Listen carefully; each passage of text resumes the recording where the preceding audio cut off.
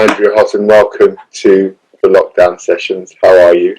Thank you. I'm good. Thanks for having me. How are you doing?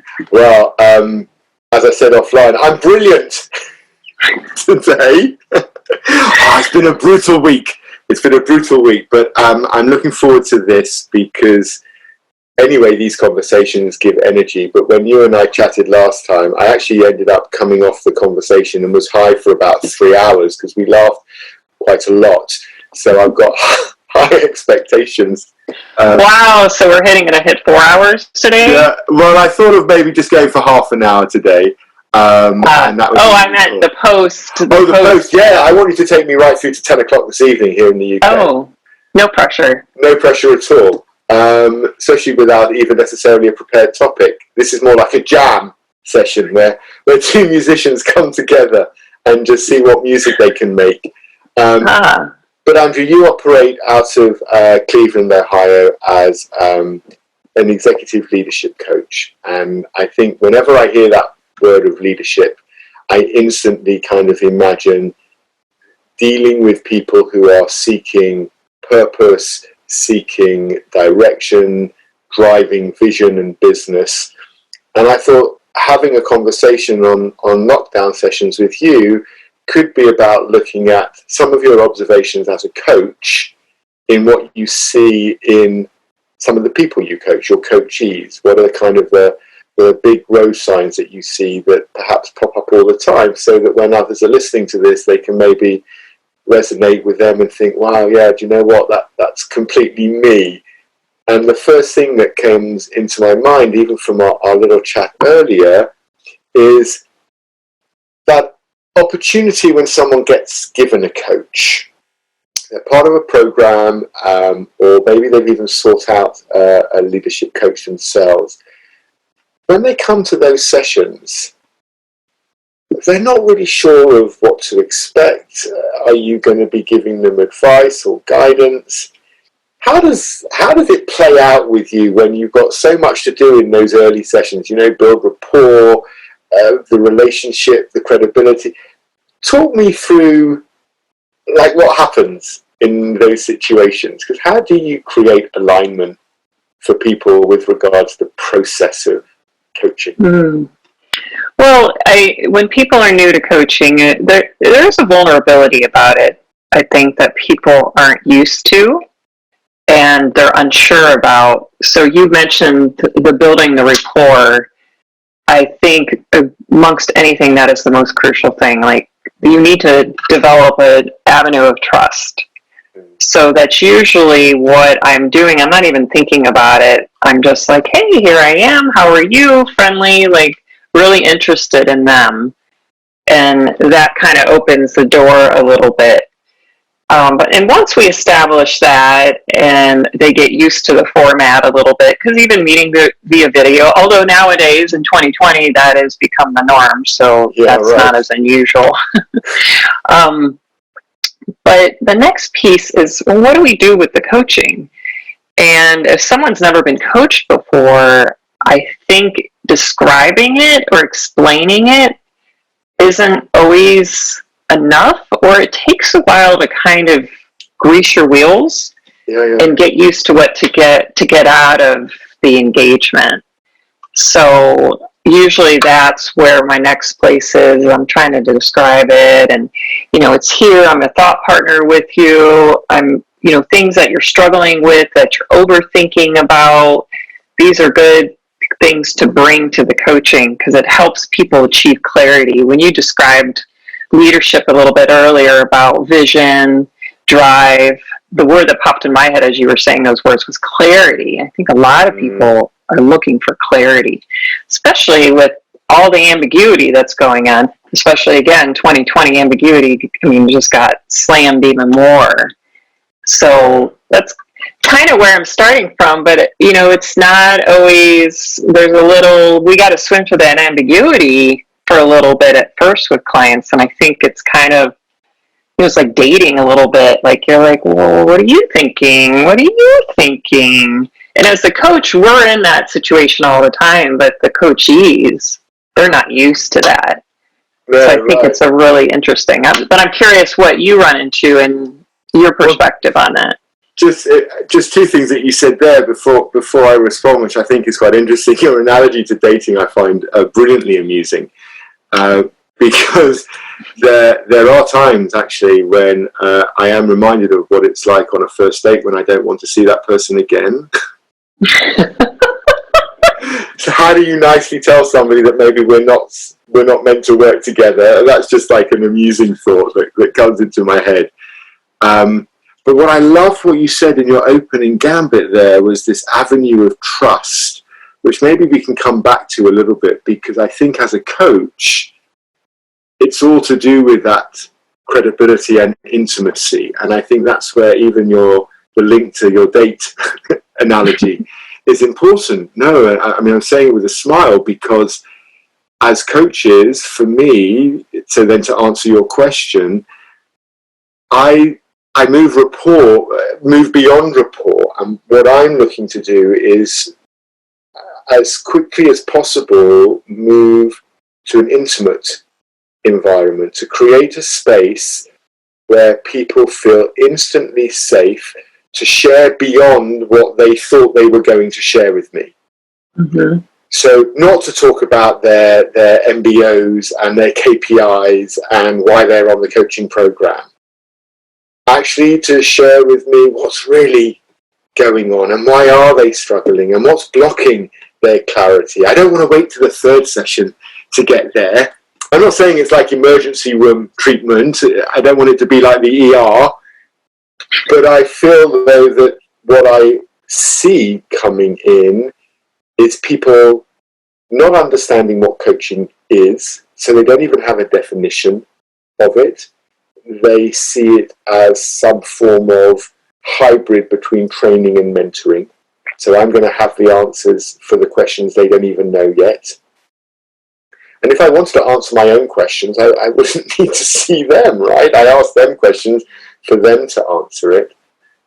But the overwhelming feeling I have, and I trust those coachees have, during that first session is a feeling rising in them from very early on that they want to share stuff with me. They just want to, they find themselves opening up, not because I'm manipulating them with clever questions or a systemic model of coaching, but because they genuinely sense I'm interested in them and create that space. Yes, definitely. It's the feeling of really being seen and heard in a very genuine. It's really powerful because we don't experience that every day. We could have a spouse or friends who are listening to us, but someone who is just being present and has no idea who you are, and it's like, but who are you and what's important to you? I can just call that word a space that people, until you step into it and experience it, and you realize how just stepping there enables you to open up and share, like you're saying. You find yourself sharing. I can tell when I'm in the presence of someone who is a coach or listening, all of a sudden I'm like sharing all these things, and I'm like, wow, I'm being vulnerable. This is wonderful. This feels weird and good at the same time. Well, you called me earlier, didn't you, before we started recording, when I used a few shoulds and coulds, and you pulled me straight into it, right? Because, and this is where I think that there's a skill attached to the listening, because I'm aligning myself with you there to elevate. We audit people's language for them, I think. We highlight to them with that mirror that says, hey, you just said that, right? what does that mean? Yeah, exactly, right? Help me understand that a little bit. But again, you used the word there for the second time, which is vulnerable. I'm interested in this. I don't know whether there's any kind of gender perspective. I know gender is very fluid these days, so I'm not sure I want to go down the rabbit hole, but creating vulnerability with people, I find equally heartening as I do challenging. I wonder what your experience is of either super alphas coming into coaching, looking for clarity and finding that they're being vulnerable, or perhaps non-alphas or females perhaps who aren't alphas, who naturally find it easier to be vulnerable and don't want to be because they're at work and they've got to hold the space of an executive. And how do you get people to show vulnerability?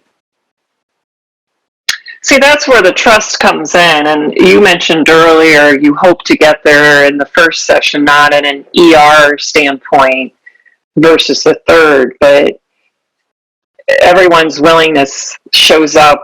Like, we can't predict it. You could have the tight executive who all of a sudden is sharing something with you in 10 minutes, or you could have the person that you think is completely transparent take to the fifth session to share something. Right. So people are always surprising me when they're comfortable to share. It just arrives. But I look at it like, am I doing all I can to create that safe space? Am I being fully present? Am I genuine in my care? And that's all I can do, right? Because the coaching, the relationship, that's something, I didn't think of that, but we should mention, it's not the coach fixing everything or saying, here's how you do it. It is both people showing up in a way that helps that coachee move to where they want to go. Yeah, you're right. No, go on, finish that sentence. And I think vulnerability, that word I mentioned it a lot because I realize I'm using it in my coaching more and more, because I think for me personally, vulnerability was not something it became easy to me. And it's like, how we start bringing stuff into our language and it becomes easier to say and hear and embrace because we're talking about it more and more. So that's why I mention it. Like, I think vulnerability is like, oh no, we don't be vulnerable at work. No, we need to be. We are connected humans. Like, we need to connect, even though we're in the business world. Like, that was the old school model. Like, everyone's strict and, just do what I say, top-down leadership. Where now it's more fluid and more like, who are you? How are you? How do we work together well? And change. To change or evolve requires being willing to be vulnerable. I also think when people hear the word vulnerable, they're like, wee! Like, oh my God, I'm like sharing every deepest, darkest secret with you. And no, that's not what it is. Vulnerability can just be opening one window or allowing something to flow back and forth. So I want to make sure people don't think that word and then all of a sudden we're like psychoanalyzing, like, oh. Well, there is that fear, isn't there? I know just because of my background, people, even in my social world, for years, they used to assume that I was analysing them. You'd be out on a Saturday evening, you go to a party, or I'd go to a party, and there'd be two types of responses. Hey, what do you do? And I tell them what I did, and I either had people walk away instantly. Awkward! A little bit. Or they think I'd be interested in their entire life story. No! And it was that binary, whereas I hear what you're saying about vulnerability, and maybe it's about acceptance of language. I was chatting with someone the other day about the nuance of communication. And I believe that coaches have that nuance in their communication, where part of how we speak, as well as what we speak, creates that space. And you mentioned that word space, and for me, I talk about an intimate space, but actually it's about holding the space, which is actually quite a spiritual, holistic term. You hold the space for people. But all we're saying is that we create an environment where people feel safe. Because then it doesn't matter whether you're being vulnerable or whether you feel exposed. Because a lot of people, when they are vulnerable, they feel as though somehow it shines a light on their weakness, or it somehow exposes them to, I don't know, what they think might happen. I guess as a coach, when I listen to you, I'm thinking, what do I do in that scenario? And I view my role very much as I bring the process of coaching to the session and they bring the content. And that's kind of how I frame it. So it's always their agenda. I expect them to bring the topics. And I won't bring content. And that's a mantra for me that helps me keep sort of quiet and totally focused on them. So it's all about them, it's not about me. And I think it shines a light for them to think, well, actually, what Brad's here to do is to help me gain that clarity. But it raises a question for me that I'd be interested in your view, which is, what about when people come, they're looking for clarity, they don't have focus, and they don't even necessarily know what they want to talk about, right? Mm-hmm. How do you move someone from, what do you want to talk about today? Well, I'm not really sure. Well, I'll start. So, before I answer that question, I think what I've noticed, the people who successfully come with topics are the ones who are thinking about the session before it happens, mm-hmm. and they're proactive. What do I want to get out of this? Yeah. Those are the ones I see tend to have more success bringing a topic. That being said, it's not, if you don't have a topic, you can't have successful coaching. So getting to answer your question, what I'll do is ask, well, what do you want to celebrate this week? What has gone well? Anything that we've talked about that you've put into place? And then what are continued challenges you're having? Where are gaps? Is there anything you're thinking about that's really going through your mind quite a bit? And that's where I'll start. And usually that will start them thinking and exploring. And then the topic usually will surface at that point. I think it's so important, isn't it? We're going to be working together on a program where we're going to be training coaches.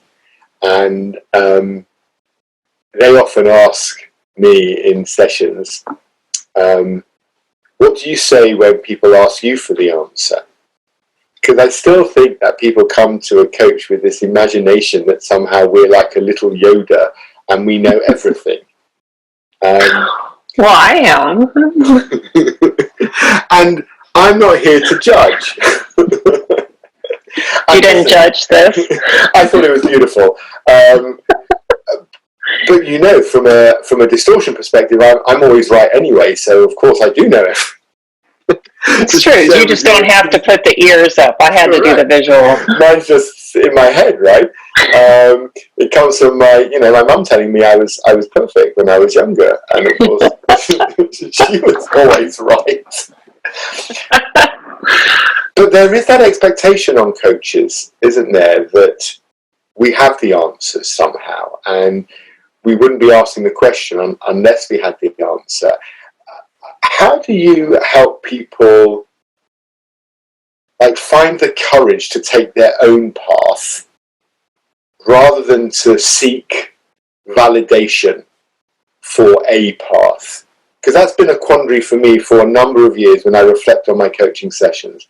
This balance between helping people find the courage to find their own path rather than seeking validation for a path they think is being laid out for them by their boss, by their coach, by their spouse.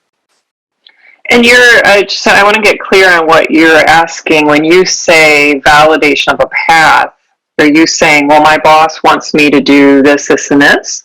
Or what do you think I should do? In a situation that they're not quite clear what the right answer is. Right, so you've asked them what's going on in your head, what are some of the challenges, and they share the challenge, and you're saying, perhaps, have you explored options? What are you thinking could be done here? And they hit that block, they hit that obstacle, and they throw back at you maybe, well, I don't know what to do there. And that temptation, I think, in that moment is what they really want is they think they want us to give them an answer, or they think we're asking a question because we've got an answer.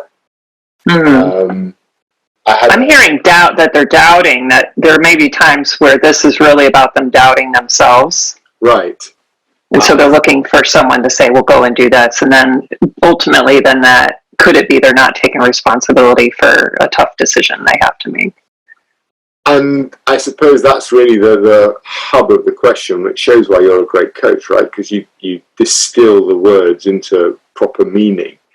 How do you get people to find that courage to take responsibility for their thoughts, their actions, and then ultimately the path that they take? Because I think that's a biggie. I think if you give people that, then that's a gift, quite frankly. So usually it is like the doubt, doesn't want to take the responsibility. There's fear of the consequences if it doesn't go well. And so I might point that out as any of that present, and then tie it to, well, what ultimately do you want? Do you want to stay at this current level? Do you want to advance? Are you running into this situation a lot? Because what people really want is the freedom to act and have the courage, and not the hesitation. I think is more painful than the outcomes. Often. The avoidance is often more painful, but we kid ourselves into, no, the outcomes will be more painful. So what I'll challenge them is, do you want to keep running into this scenario, or do you want to find tools to pull you out of this that is going to get you where you ultimately want to go? Because if you keep relying on this old strategy of avoidance, where is that really working? And it's probably showing up in more than one area of their life. So it's really coaching them through avoidance, like how to manage that. That's really interesting, isn't it? Because that avoidance strategy, we all have 40 stories, I have no doubt, that we tell ourselves. And in that moment, worrying about something feels like you're doing something about it. It's like a complete false friend worry. Whereas actually, if you can do something about it, what about planning? Why are people resistant? Do you think it is just the fear of taking action? Because sometimes I'll make decisions very quickly, but I'll take action very slowly. So I can decide on what needs to be done, and I can make that decision really quickly. But I might delay acting on that for no other reason than it's going to be uncomfortable. So that to me speaks to, again, like the avoidance feels less uncomfortable than the actual action. Yeah. So there's stages to it, right? There's the thinking stage, and then there's the acting stage. Both require proactive behavior and ownership. Yes. This is where our minds, our beautiful minds that can serve us quite wonderfully, are not serving us and convincing us otherwise to not do things. And, you mentioned earlier that you had run several 50 and 100Ks. And that, when people are doing something like that, like, you can't accomplish those things if you're not willing to be uncomfortable. And what I have found is that our ability to move forward in life is, can we be with an uncomfortable moment and keep going? Or do we let it stop us? And I think what we think, our brains convince us, like, no, this is going to be really bad, so let's just stop. Where it really isn't. It's just like, oh, I'm feeling uncomfortable in the moment, but it does shift, it does move. So if you keep moving forward, you don't get as stuck. But it's like a management. Like, I don't feel like, for me personally, it gets any better. It's not like, I never get stuck. That never happens to me. It happens every day, and I'm like, here you are. You're stuck. Like, what do you know? You know to keep moving. And some days I'm good at that, and some days I'm not as good. But it's that awareness that this is going to come up. Am I going to move through it, or am I going to listen to my brain telling me not to move? when you're saying that, you instantly take me to one of my favourite film characters, Rocky Balboa. And I have the utmost respect for Sylvester Stallone's writing, not so much his acting, but his writing. And in the Rocky series, I totally aligned myself with Rocky as a youngster, the underdog who was resilient. That's the story. But it's a love story, actually, for those who care. There's another podcast I think I should do on films. Is that who? Adrian! Yes! You do that very well, by the way. So that's the Adrian moment. And in Rocky 6, known as Balboa, his son's grown up. And his son, his wife's died, Adrian's died. And Rocky's now running an Italian restaurant back in Philly. And he's down on his luck, and his son comes to see him after work, and he's complaining to his dad that growing up as the son of Rocky Balboa was like growing up underneath a huge shadow. And Rocky gives him this speech, this brilliant speech, where he tells his son, life isn't all sunshine and rainbows. Life is actually really tough, and it will hit you and beat you and keep you down. But it's not how hard you get hit. It's about how hard you get hit and keep moving forward. Because that's how winning is done. And when you were saying that before, and I hear that in my head a lot. It's not about how hard you get hit, Brad. You're going to get hit. Take the hits. It's about how you move forward through those hits. And, in COVID times, a lot of clients have asked us for workshops and webinars on resilience and positive psychology. And I was sharing with a client the other day that I just wonder whether resilience is the wrong word. Because resilience is what you have to do in that moment when you get hit. I feel with COVID, this is about endurance.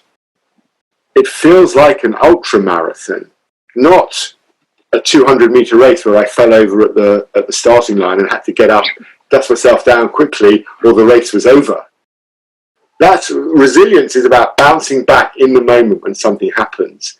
That race I shared with you earlier, when I realized how much further there was still to go, it wasn't a physical battle. That was a mental battle. Pure mental battle. It was about sheer endurance that gets you through. Because you cannot train. There are not enough hours in the day to train for 100 kilometers. Well, not to live a life. You just can't go out running for 7, 8, 9 hours a day when you've got a full-time job. So I just wonder, maybe in coaching there's a lesson here as well, in that what we're helping people to do is both the resilience piece, so help them get unstuck and move forward, but also we're helping them with the endurance piece, which is for the long term. These are tools that will show up that you will be able to use every day when this getting stuck shows up every day, whether it's with a team member, a manager, a spouse, a partner, a girlfriend, boyfriend, whoever it might be, kids, where you just feel like you haven't got the answer. I love that. At first when you were saying maybe it's not resilience and you said it's endurance, and then I was like, oh, how many people are going to hear that word endurance and be like, I'm not running a 50, 100K, yo, that's not for me. But you're reframing it that our life, most of us are going to be here for a while, and it's experiences that we come in and out of and have ups and downs, sunshine, rain. And do we have the tools to manage them better than, because most of us are not raised with, as great as our parents we're not raised with the good tools. And there's so many tools people can use out there, but tying it to the coaching is finding that person's individual tool set that will serve them. Because there's not a one-for-all tool, right? Yeah. So it's like, what tools do you need for you personally to be successful at an endurance experience? I don't want to say race. No, and I like that because it is experience, but then it leads me instantly to ask you the question of, that kind of makes me feel that coaching can never be just about work. Even if you're coaching a senior executive in a leadership position, if you're going to coach someone in this, with that framing of it's about tools, it's about the endurance of life, etc., we've got to be touching on stuff that isn't just work related. Because the challenges they've got at work have probably nothing to do with the story of work. Right. I would agree. Yeah, so how do you get people comfortable in sharing stuff that isn't just work? It's like, you ask them that question and they realise that, oh no, that's taking me somewhere I'm not sure I want to go. I don't know, how do you get people feeling that sort of comfortable in the discomfort? I don't even know what I'm necessarily asking there. Well, the first part of the question makes me think, like, we are who we are in relationship, whether it's at work, at home, and we bring ourselves everywhere. So what strategies we're applying one place, we probably tend to apply them at other places, or maybe not. Well, I see people apply them at home and not at work, and vice versa, even though they could be successful strategy or not successful. But usually if I ask the question, well, where else do you see this challenge show up? And then that might be like, they'll chuckle and say, well, with my spouse. And then they're like, you can tell that moment, which I think you're speaking of, like, do I want to go here? Yeah. And I might say it might be interesting to explore that through this angle to give you clarity on both areas if you would like. And then if they're willing, then what would it look like if you didn't have this old strategy that's not working? What are you trying to create? What do you want? What's missing? Or something like that. And then that usually gets people in a reflective mode, because people in general, I think they have an idea of what they want. They don't always, they forget, or they get stuck in ruts and they don't be like, wow, if I had this would make my life more fulfilling.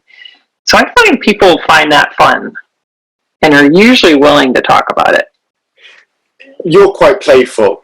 I wonder whether that's what helps people want to share. There's a kind of a playful attitude. Do you find that that's a style you've been able to kind of integrate into your approach? And I feel like we're coming full circle. We started the kind of question of how do you bring people in, and now I'm kind of asking you, how do you bring people in? It's kind of just in a different way. Is there, because there seems to me like a real playfulness about your approach. Yeah, definitely. Like, I'm looking at you, I'm connecting with you, but yeah, the playfulness brings in a lightness.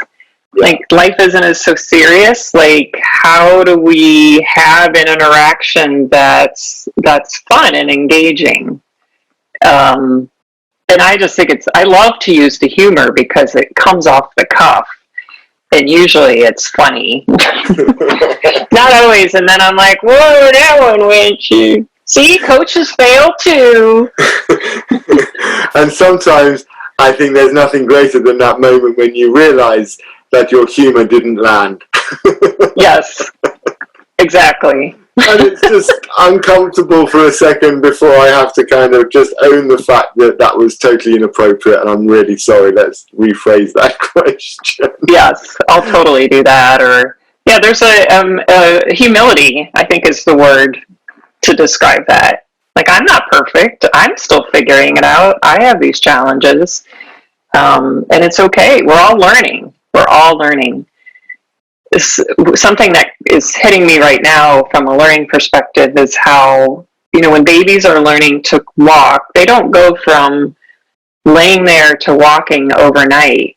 Like, it is a process. First, they start wiggling arms, then they kind of start flipping over, and then they finally flip over, and then slowly they start crawling, and then they sit up, then they slowly learn to walk.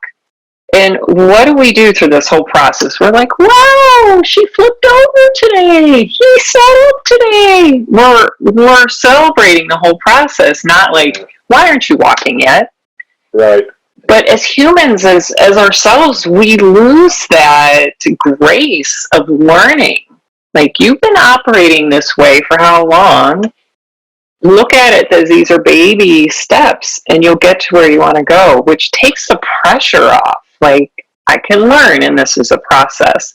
And so I feel like the humor brings a little of that in, the excitement. Like, it's okay that this is hard, or it's okay you feel stuck. Like, it's kind of funny sometimes how we're adults and we still get stuck, but you're still moving forward. You're changing direction. Yeah, you flipped over. I love that. I love that, because there isn't anyone on the planet who couldn't relate to that kind of emotional reaction to how kids start to learn to walk. And we lose it along the way. We take ourselves so seriously. We lose that humor in ourselves. And I remember being at a party years ago when, the kids were much younger, and a dad turning to me and going, Brad, Andy, that was his son, 14 months old, he's still crawling. And I said to to Danny, look around the room, look at all the adults. Do you see any of us crawling? And he said, no. I said, he'll be fine. At some point, he will stand up and walk. He's not going to crawl all his life. But there was that feeling of, comparison and competition with the other kids in the room. Some were standing, some were lying down, falling over. But actually, to your point, how many times does a toddler sit up, stand up, fall on its backside and just giggle? Like, out loud. It's so funny to feel. Or it doesn't react. It's just like, I fell over, let's get back up again. Right, let's try again. And we lose that. And maybe as a final point, I think it's a lovely point to end on. I think something you said there that really stands out for me is that the coach needs to genuinely be humble. There's something very humble about people sharing their shit. Yeah. Us. And if you think you know it all, or you think you've got it sorted, or you think you don't have anything going wrong, then you probably need a coach yourself, because I know I still see my coach, and every few months go and see her for 3 hours, and she's brilliant. She puts up with me for years. She's put up with me, and sometimes she just sits there and smiles at me. Sometimes she sits there and I goes, "Oh, Brad." And she trusts that I'll find my own way through my story, but she's so humble, and I learn from her. I'll give a shout out to Sally Ann, because I learn how to be humble by watching how she coaches me. Mm-hmm. She's so much more experienced and so much more knowledgeable and so much more intelligent and successful and effective, and she's grown a family up as well. And yet there she is, listening to me drivel on for my 3-hour sessions with her, and she's so humble with it. And she's never once told me what to do in 15 years of knowing her and 8 years working with her as a coach.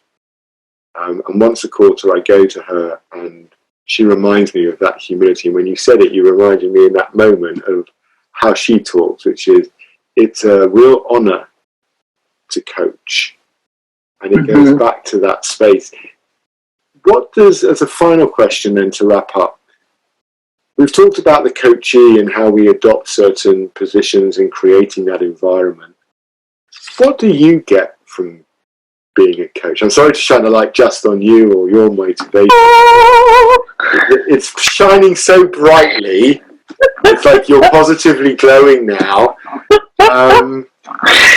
What do you get from being in that space, from holding that space for people? When you just shared the humility and the honor, and I agree that to do this work, it's not everybody would want to or have the skill set, personality to do this work. And I don't mean that critically. I just mean it like all of us have certain skill sets, right, that make us stand out at certain things. And bringing it back to the trust that people, me being who I am and genuine, and establishing that trust so people can share and have a safe environment and are willing, that means a lot to me. Because I value connection with others. I value that I can be a trusted person, that people are, and I take their trust seriously. And that's easy for me to do, right? And it's like, wow, because of who I am, I can show up and be this and help people create the lives or where they want to go or be seen and heard. It's just one of those things. You just feel it deeply. But this is the work you get to do. I love that. I think we should pause there because that's like just a lovely moment to end on. Will you come back and do another one? I would love to. Thank you very much for today. Andrea Hotton, executive leadership coach extraordinaire, I'll just add, based on my belief system. Thank you so much for your energy. And I get 4 hours now where I'm really up for the rest of the day. Thank you, Brad. I'll see you next time. All right, sounds good. Okay, bye.